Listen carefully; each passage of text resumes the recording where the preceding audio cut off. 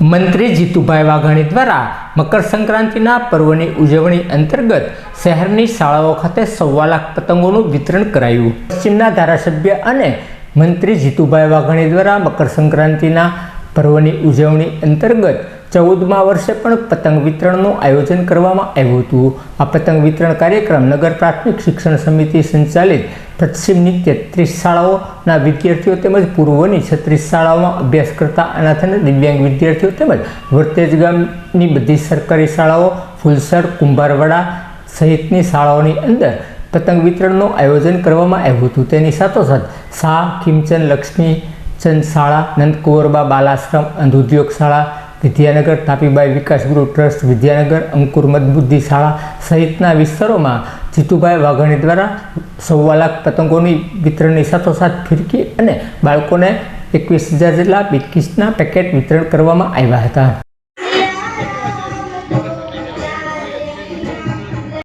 દૂર કરી સમાજમાં પ્રકાશ ફેલાવવાનું કામ વ્યક્તિએ પોતે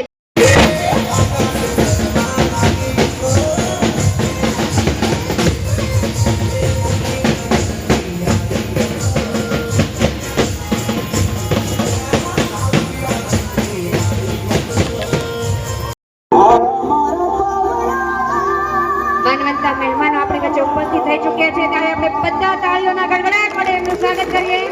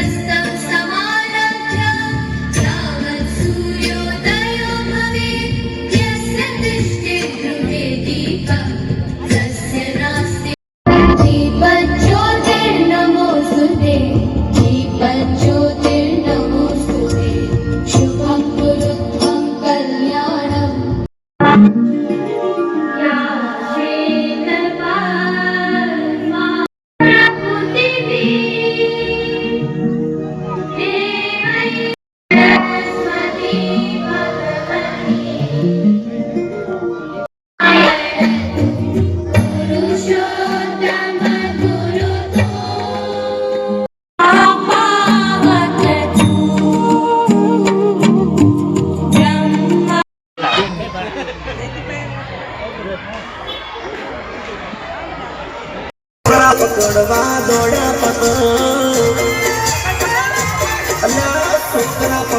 મારી ઉડી ઉડી મારી ઉડી ઉડી મારી ઉડી પતંગ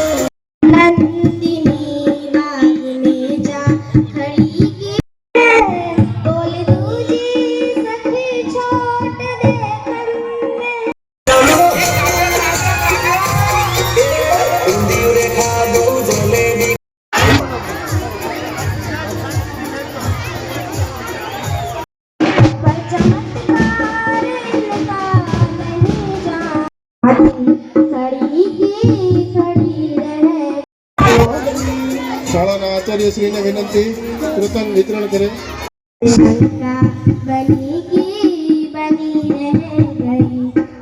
આજે વડવા વિસ્તારમાં પાનવાડી સ્કૂલમાં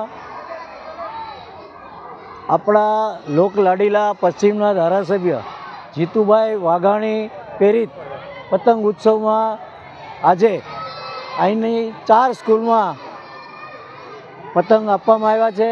વહાલા બાળકોને, દીકરા દીકરીઓને, વિદ્યાર્થીઓને જ્યારે જીતુભાઈ સોમનાથ ખાતે એક કાર્યક્રમમાં વ્યસ્ત હોવા છતાં પોતાનું કાયમી પ્રણાલી જાળવી રાખવા માટે તેમના પ્રતિનિધિ તરીકે હું આજે અહીંયા પતંગ વિતરણ કરવા આવ્યો છું।